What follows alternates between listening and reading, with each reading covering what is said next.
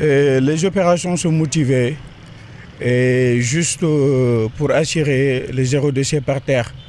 Donc c'est un engagement du chef de l'État, à savoir le président Macky Sall, et conduit par le directeur général de la SONAGED SA, Mascham. Donc nous, on est là pour exécuter les opérations. C'est une nouvelle mission avec beaucoup d'ambition. Donc comme nous savons, à l'occasion des événements comme la Korité, la Tabaski, on a une forte production de déchets dans des sites de forte production, à savoir le marché, les garages, et voilà, le marché et les garages en général. Voilà, ils produisent beaucoup de déchets. Donc on est là pour rendre la fête belle, pour donner une image, une belle image dans nos cadres de vie, dans nos sites de forte production, dans les marchés, dans les garages, ainsi de suite, ainsi de suite. Donc d'où l'intervention de notre opération de mise à niveau des sites de forte production dans les garages, dans le marché central. Chaque fois jamono fête ni lay defee UCG wala avant SONAGED UCG chaque fois ni lay doon defee donc tey suñu doole daa gën a yokku suñu moyen daa gën a yokku donc comme on a l'habitude de le faire chaque événement boo ñëwee à savoir Korité Tabaski voilà dañuy gérer marché yi parce que marché yi ak garage yi day am ay mbalit bu bari. Donc événement bi boo jegee nii dañuy def intervention pour réduire le maximum possible la production de déchets.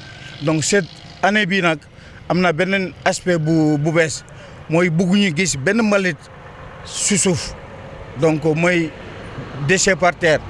Donc suñu mission mooy après événement bi ou bien tey yaa ngi gis nit ñi ñu ngi jàkk ji di julli ñi ngi tànn leneen. Mais ñun ñu ngi sur le terrain uniquement pour exécuter la mission à savoir mbalit yi bañ a am ci dëkk bi donc loolu mooy suñu teewaay.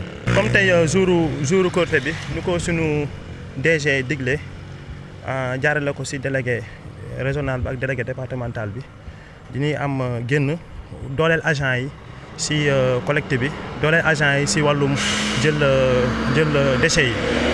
booy xool tey day am 4 oto yoo xamee ne que dañuy génn matinal bi day génnee benn oto boo xamee ne que grande artère lay jël ak lépp loo xam ne luy bag la tey say si ngoon dina am 3 oto yoo xam ne dañuy génn mooy jaar si marché yi jaar si marché bi defaat rotation yu nga xam ñun fi ñu jaaroon lépp loo xam ne lu des mu jaaraat fa gën a leeral liggéey bi loolu la. waaw daanaka booy xool du am benn différence.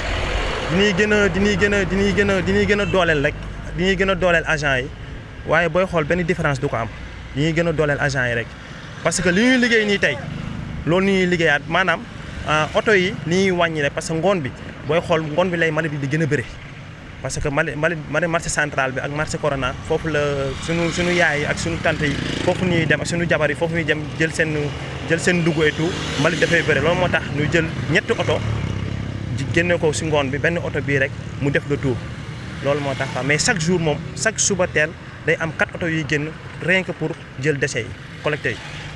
waaw xam na booy xool amul benn liggéey bu yomb waaye comme ñu ñoo jël engagé wu doon ay agent UCG SONAGED encore tamit nu am suñu DG mettre dans des conditions yu nga xam ne franchement parler alhamdulilah jaarale ko suñu délégué régional ak suñu délégué départemental.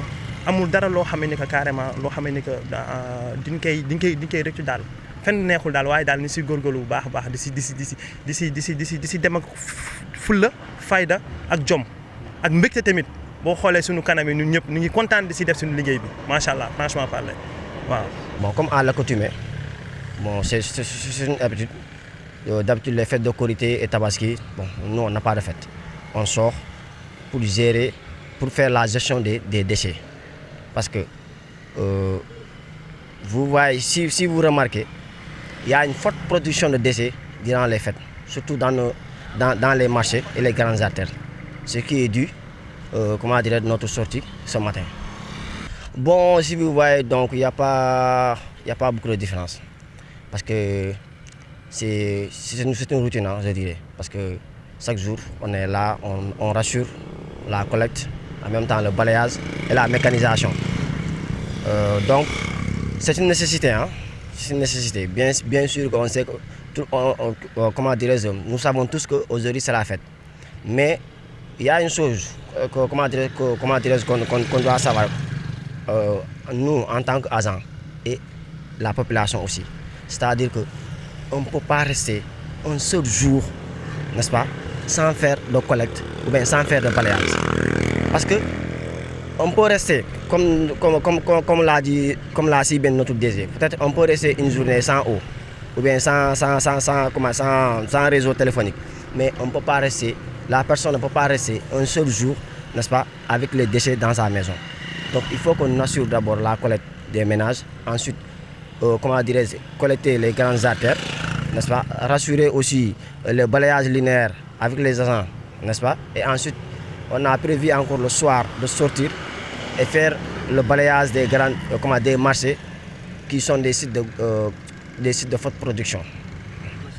Non, bon, il n'y a pas de quartier ciblé. Hein. On a des comment dirais-je, il y a les grandes artères, ensuite les marchés, mais comment dirais-je, et les circuits. On a des circuits. Dans chaque quartier, il y a des circuits. Donc tous les circuits aussi, on va assurer, on va faire le collecte des circuits. Ouais, parce qu'aujourd'hui, voilà, les déchets, il y aura une forte production de déchets aujourd'hui avec la fête.